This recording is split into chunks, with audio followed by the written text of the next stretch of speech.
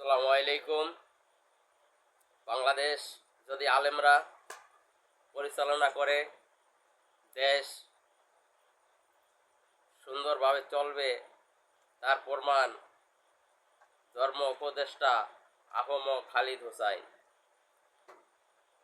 যতগুলো উপদেষ্টা আছেন তার ভিতরে ধর্ম উপদেষ্টা আহম খালিদ হোসাইন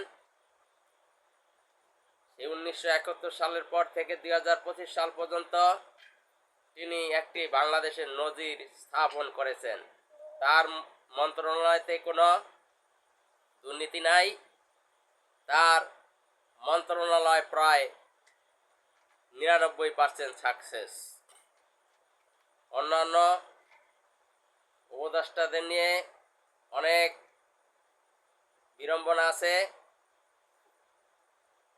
বাংলাদেশ যদি মৌলবাদীরা পরিচালনা করে, এদেশ দুর্নীতিমুক্ত, সন্ত্রাসমুক্ত, চাঁদাবাজ মুক্ত হবে। তার প্রমাণ আহম খালিদ হোসাইন।